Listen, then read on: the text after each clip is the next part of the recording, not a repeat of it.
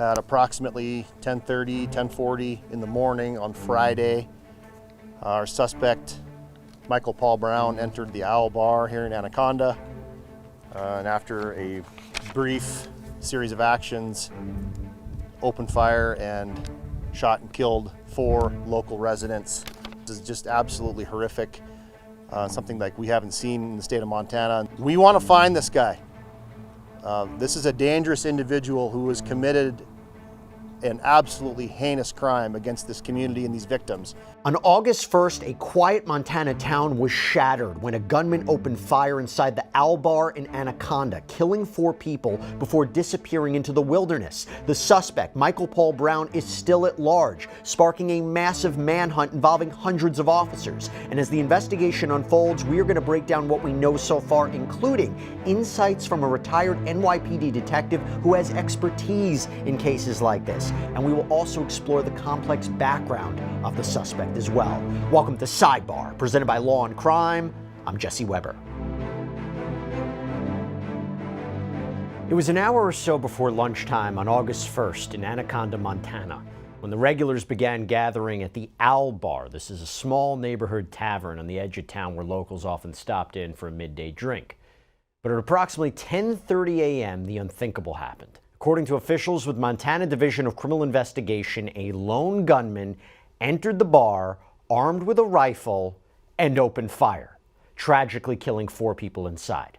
Now, as the investigation enters its 4th day at the time of this recording, authorities continue a massive manhunt for the suspected shooter, who they say is armed, dangerous, and possibly hiding in the rugged backcountry surrounding Anaconda. And as the manhunt continues, here is what we know so far. Authorities say that around, again, 10:30 a.m. on August 1st, 45-year-old, this is the suspect, Michael Paul Brown, entered the Owl Bar armed with a rifle, opened fire, killed 4 people inside. The victims have been identified as 64-year-old Nancy Loretta Kelly, the bartender working that morning, along with 3 patrons. 59-year-old Daniel Edwin Bally, 70-year-old David Allen Lynch, 74-year-old Tony Wayne Palm. All were residents of Anaconda. And police say security footage that captured Brown fleeing the scene shortly after the shooting. And at one point during his escape, he apparently stripped down to just his boxer shorts. Over the weekend, investigators released this image that they say shows Brown moments after the attack. His alleged getaway vehicle, a stolen white Ford F-150, was later found abandoned in a remote area known as Stumptown. It's about less than 5 miles west of Anaconda. However, there was no trace of him nearby. By August 3rd, the search effort had expanded to the rugged wilderness surrounding Barker Lake and Stumptown Road, remote terrain near the edge of the Beaverhead Deer Lodge National Forest, which spans more than 3 million acres and is the largest national forest in Montana. Local, state, federal agencies, including the FBI, the ATF, the U.S. Marshals, they joined the operation. In fact, at its peak, roughly 250 officers were on the ground searching by foot, vehicle, helicopter. After 48 hours of intense searching, Montana Attorney General Austin Knudsen held a press conference to provide key updates on the investigation into this mass shooting in Anaconda. At approximately 10:30, 10:40 in the morning on Friday, our suspect, Michael Paul Brown, entered the Owl Bar here in Anaconda. And after a brief series of actions, opened fire and shot and killed 4 local residents here in Anaconda. First of all, I want to offer our deepest and sincere condolences to the community of Anaconda and to the family and friends of these victims. This is just absolutely horrific, something like we haven't seen in the state of Montana, and thankfully we do not see these things very often in the state of Montana. At this point, I can confirm the names of our victims. 59-year-old Daniel Edwin Bailey, who was a patron at the bar that day. 64-year-old Nancy Loretta Kelly, who was the employee and bartender that morning. 70-year-old David Allen Leach, who was also a patron that morning. And finally, 74-year-old Tony Wayne Palm. All the victims were from here in Anaconda. At this point, I also want to point out the fact we've got a tremendous law enforcement response that's responded here in Anaconda. I know at one point yesterday we had over 250 boots on the ground that were helping out with the manhunt and engaged trying to find this suspect. At this point, our suspect is still at large. And I'll go ahead and say this right now. We've got tremendous cooperation from Homeland Security, from our federal partners, the FBI, the U.S. Marshal Service. We want to find this guy. This is a dangerous individual who has committed an absolutely heinous crime against this community and these victims. Probably in the next 24 hours, you're going to see the law enforcement response shift a little bit. This is absolutely still priority number one, to find this suspect. But we've got a lot of resources here in Anaconda. They've been here for about 48 hours. They've got home agencies. It's still tourist season in western Montana. So we're not going to have as many resources here focused on the really sharp focused search. You're going to see that stance shift a little bit, but this is going to turn into a fugitive location operation at this point. I'll go ahead and announce right now that this time we have a $7,500 reward, and that's just the initial reward. I'll also state that, but we have a $7,500 reward for any information that would lead us to Michael Paul Brown. We also have set up a hotline through the U.S. Marshal Service. This is really easy. 1-877-WANTED-2, the number 2. By the way, talking law, like we do so many times here on Law and Crime Sidebar, there is a reason that Morgan & Morgan, our sponsor, is America's largest injury law firm. They're a firm with over 1,000 attorneys. You know why? Because they win a lot. They have recovered over $25 billion from more than 500,000 clients. In the past few months, client in Florida received $12 million after the insurance company offered just $350,000. Pennsylvania, client was awarded $26 million. That is 40 times the insurer's $650,000 offer. Another client in Pennsylvania received $29 million after being offered only $500,000. And even if you think your case isn't worth millions of dollars, why not just start a claim and fight for what you deserve? Morgan & Morgan makes it so simple. You can start a claim from your phone in just 8 clicks. So if you're injured, you can easily start a claim at forthepeople.com/LC Sidebar by clicking the link below or scanning the QR code on screen. And Knutson also provided some more information about the suspect's initial movements following the shooting. That was relatively soon after the crime was committed. We know he went to another location not far away. He got rid of some personal belongings and he got rid of his clothes. We have very good reason to believe that he is clothed.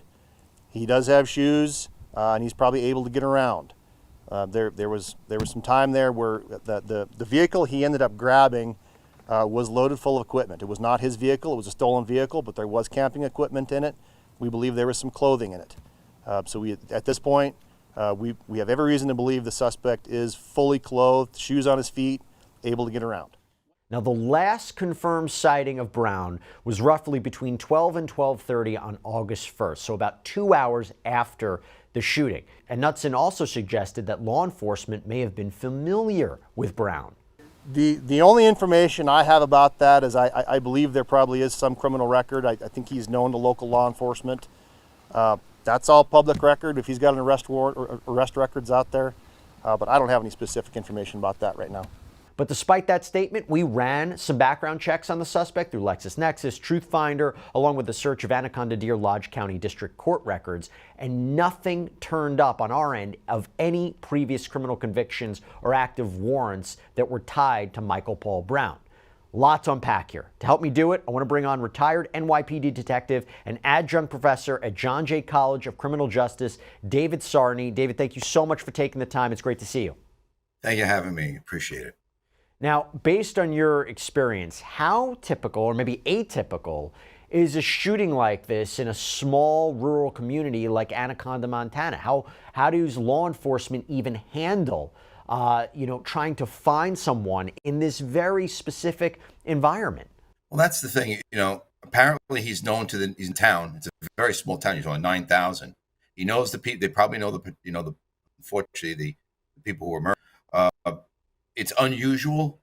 One thing about Montana, it is a gun area. There's a lot of people with firearms. It's not unusual to have a firearm.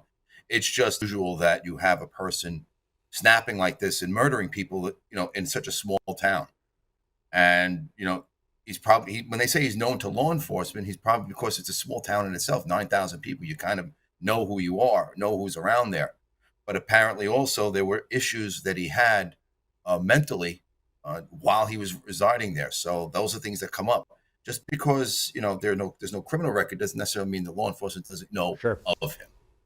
Now, this collaboration with multiple agencies, so FBI, ATF, U.S. Marshals, I believe Homeland Security, is that typical when you're dealing with this kind of environment, this kind of community that maybe doesn't have those resources? And what does each agency do? Why is it important to have so many different agencies a part of this manhunt? Well, it's beneficial because of the resource availability. You're talking about the ATF, federal law enforcement has more resources. They have the opportunity to use helicopters. You're talking with a small department. They only have the personnel they have, and they have whatever vehicles they have. Their budgets are a lot smaller. So if you can utilize the state and federal agents, your federal partners in this, not only the manpower, but again, the technological resources available to them. That's what you're looking for. And when you're dealing with this type of murder, you're talking, it's a mass shooting, multiple people murdered. You're going to have that type of response by law enforcement. And if you're talking about a suspect who allegedly fled in a stolen car, had, I believe it was loaded with camping gear, does this give you an insight into what the plan might be, the mindset? How do investigators use this kind of information to maybe predict what he's going to do or where he's going to go? And we'll talk about state of mind. We'll talk about some mental health issues at play in a minute. But just from that fact alone, what do you think they're looking into?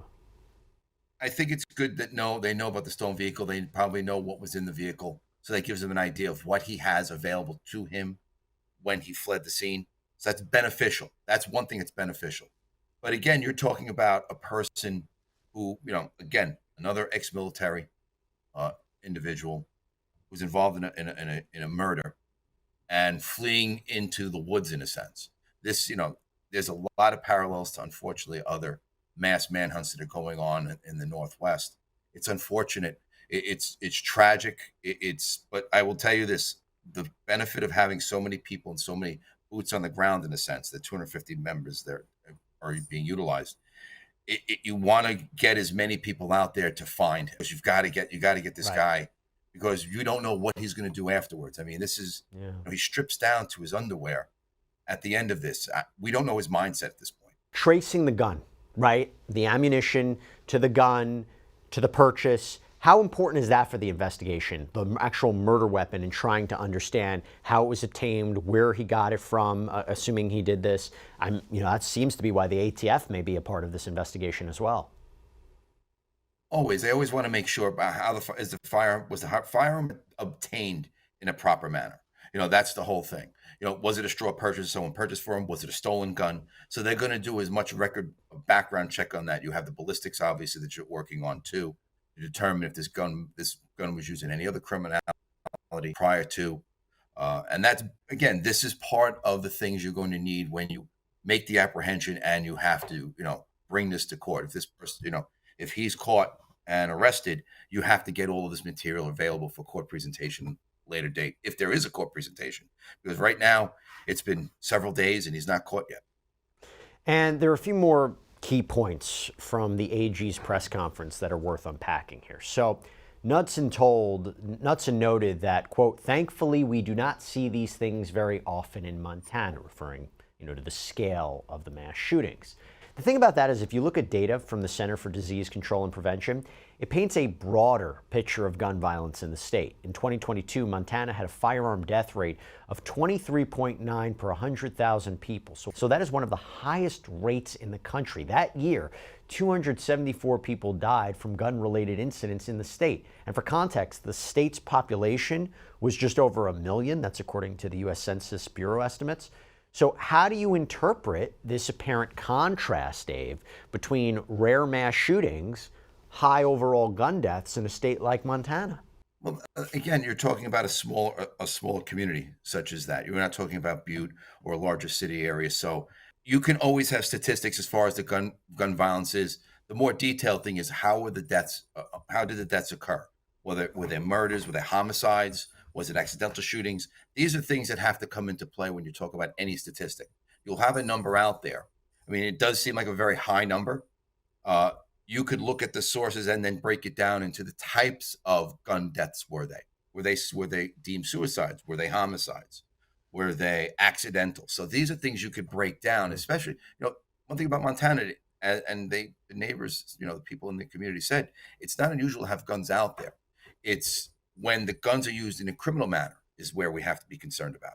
Because the benefit of, and again, I'm not talking political, you have a Second Amendment, you have gun laws in each state, and they have the way in which how they secure firearms and how you obtain licenses and the like. Is this gun, and again, the laws of Montana, did they allow this person to have a gun, even though people had known he had some mental history? And we're seeing more and more, unfortunately, people who have no criminal background who are told to the media or later on after the fact, he had mental issues. But I don't know where the connect is. Was this, that's where the issue is when you talk about gun violence. Yeah. You have guns. Is the violence from particular types of manners of death, homicide, suicide, and the like. Now, Knudsen also mentioned that the law enforcement response is now transitioning to what's called a fugitive location operation. Is that exactly what it sounds like? Finding this guy at all costs? That's what it comes down to. This is a person who's now he has a violence. This is an extreme violent situation. He murders people he lives next door to. This is something that you really want to make sure you get this person as soon as possible. The problem is you're talking about a large swath of territory. How far behind is law enforcement to apprehending him? He's an outdoorsman. How well does he know the outdoors there? What was the materials? And that's why the truck is important. What materials did he have in that car, in that truck, that may assist him in, avoiding law enforcement's capture? So who is the suspect? Let's talk about this. Michael Paul Brown. So Brown apparently is an Army veteran who served from 2001 to 2005, including a deployment to Iraq from 2004 to 2005. This is according to Army officials. He later joined the Montana National Guard, serving until 2009, and left the military with the rank of sergeant. According to records that we found through Truthfinder, Brown may have also been affiliated with the Anaconda Memorial Chapter 13 of the Disabled American Veterans Organization, a nonprofit that advocates for and supports disabled veterans. It's unclear what specific role he may have had with this group, but the organization is known for being very beneficial, for helping veterans access their benefits and other support services. In interviews with the New York Times, family of Brown have described him as struggling with mental health, PTSD, diagnosed with schizophrenia, bipolar disorder. Several local residents describe Brown as troubled, saying he often told these wild, elaborate stories. But they added, the residents, that they'd never seen him display violent behavior in the past, nothing, let alone what he's accused of now. His niece, Claire Boyle, told CNN, confirmed this, that Brown struggled with mental health issues both during and after his military service, and that his condition worsened significantly following the deaths of both of his parents. She also posted publicly on Facebook on August 1st, shortly after the news broke, writing, "While you're all out here talking about things we're uncertain of, there is one thing I'm certain of. Mental health is real, and it goes unmanaged and dismissed every single day. There are people who search for help and get turned away at every stop along the path. There are people who cry for help and show definite warning signs of crashing out. This town, all this town does is talk and judge. Next time you want to sit here and run your mouth, check your audience. The system is broken. The system fails us. When our veterans get turned away seeking mental health help because we can't help unless it's a harm to self or others. It's heartbreaking. But another thing I know for definite is you probably shouldn't run your mouth about people you know minimum about praying for our town today." Another post that has since apparently been taken down was cited by the Associated Press and read, "This isn't just a drunk, high man going wild. It's a sick man who doesn't know who he is sometimes and frequently doesn't know where or when he is either." Now, according to NBC News, one of Michael Paul Brown's childhood friends, Shane Charles, said the two grew up together in Anaconda. He told the outlet, "Mike was a great guy when he was on his meds. He did have some mental health problems." David, military service, reports of mental health issues, PTSD. You hear the statement from his niece. What are you taking away from this from an investigative point of view? This is the problem we're having more. We see former military having the inability to get mental health care like they should. Law enforcement, as law enforcement, we concern ourselves with the criminal acts that take place. And the problem, and his niece is pretty accurate in the fact that if there's no criminality, there's nothing that law enforcement can do as far as forcing someone to go to a mental health facility. And, be that as it may, the issues with military, homelessness, mental health, that is something that we're very lacking.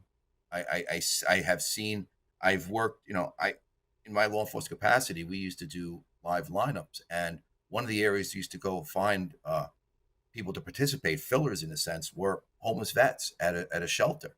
And it was tragic to see these individuals being, kind of pushed and set to the side. And when it comes to mental health, the military says we do what we can, but the reality is there enough being done? This is not the first person who's experienced this. He snapped. I mean, everyone knew that he had issues, but no one saw the violence in it. Now we're going to obviously backtrack and go, well, we saw the warning signs, but we did nothing about it. Yeah. Reality is, unless the laws change with mental health, there's not much that law enforcement can do to do that. If they are in a position where they can negotiate with him, talk to him, again, we're in the stages of trying to find him, but if law enforcement run into a situation where they do, and it might be a tenuous situation where they have to communicate with him, based on this reporting, how do they handle that? How do they speak to him? How do they negotiate with him in that situation for a successful and safe surrender? Well, that's the issue. Is he going to be? Is there clarity in his thought process when he's going to be engaged with law enforcement? That's something you try to negotiate. You develop a background of in a sense, the perpology. In a sense, you get a background. You know what he is. You know who he is. You try to utilize that to achieve some sort of rapport, some building a rapport between him if you can. But it also depends what type of psychosis is he in at this time when they do approach him. And that's a concern because, we don't know if he's still armed. At least the police don't know if he's still armed. We know he's murdered 4 people. We know he has lapsed taking his medication, so we don't know where his mindset is. Can you develop that clarity in that rapport? It's possible, but sometimes, that rapport may not be achieved because of his mental status right now. And not only that, he's been away for several days. Access to food and water may be limited. I don't know. And I don't think they know either. They'll just know, unfortunately, when they confront him, you hope for the best to make an apprehension and make sure no one gets hurt. That's the reality. I don't think any law enforcement officer wants to see somebody's life ended while they're trying to apprehend them. That's the priority, but, right? This thing's coming. Yeah, that's the priority right now, right? Finding him, apprehending him successfully, safely, and then you go into the prosecution, right? And he's innocent until proven guilty. You wonder whether or not these reports of mental health may play into some sort of defense down the line, but we're not there yet. And there's one more thing I do have to add.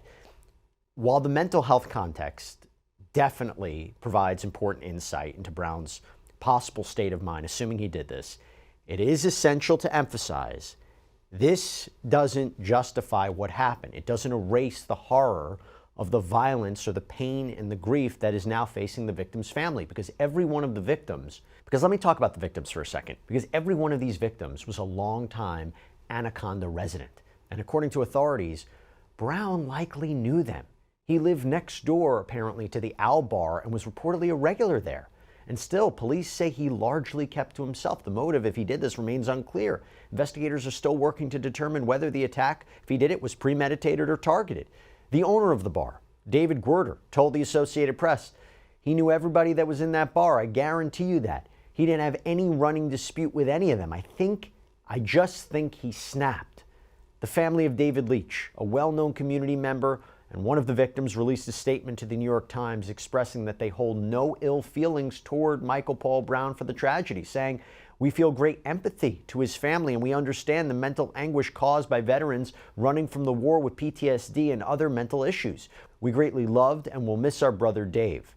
Nancy Kelly, the bartender, had recently retired after a long and impactful nursing career. Her daughter, Christian Kelly, told CNN that her mother spent more than 20 years working in the ICU before transitioning to oncology care in Anaconda. Tony Palm, a familiar and beloved presence at the Owl Bar, was remembered by local resident Brent Fode, who told the Times that he often played horseshoes with Tony before. And we don't know a lot right now about Daniel Bally, but we do know he was a regular at the bar too.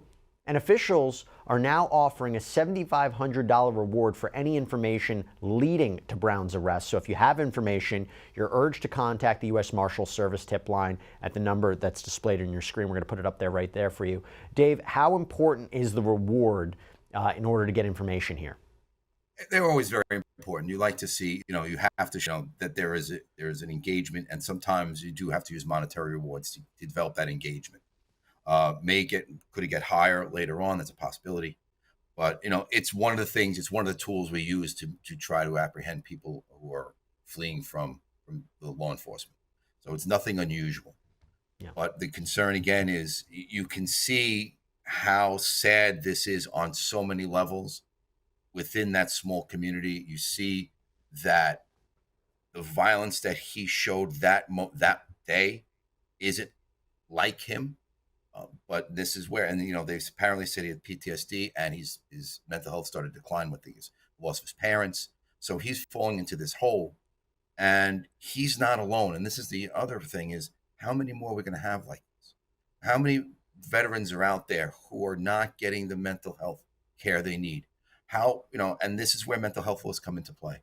Are we going to start mandating people to go to mental health facilities to get checked? VA, talking about people who've had suicidal thoughts. Unless they actually act criminally, it's hard to get people the care they need, because most of the states the person has to voluntarily engage in mental health care, and that's the thing. I don't know if he felt that way. They said he took medication, so obviously he was diagnosed somewhere with schizophrenia, but he went off the meds, and it seems like we have that situation all the time. We can't force people to ingest their medication. So law enforcement is very limited what we can do post-incident. That's the problem. When the incident happens, then we get involved. But we can take people to the hospital, and it's up to the mental health workers. If we have an emotionally disturbed person, we call them EDPs, and we take them to the hospital. The hospital determines whether or not they're going to keep them or not. And within a certain time frame, they're back out. Dave Sarni, it's just such a troubling, developing situation that we're currently following. We will keep an eye on it. We will see what happens next. But thank you so much for coming on and giving your expertise on this manhunt and this case. Really appreciate it. Thank you very much. Stay safe. And that's all we have for you right now here on Sidebar. Everybody, thank you so much for joining us. And as always, please subscribe on YouTube, Apple Podcasts, Spotify, wherever you should get your podcasts. I'm Jesse Weber. I'll speak to you next time.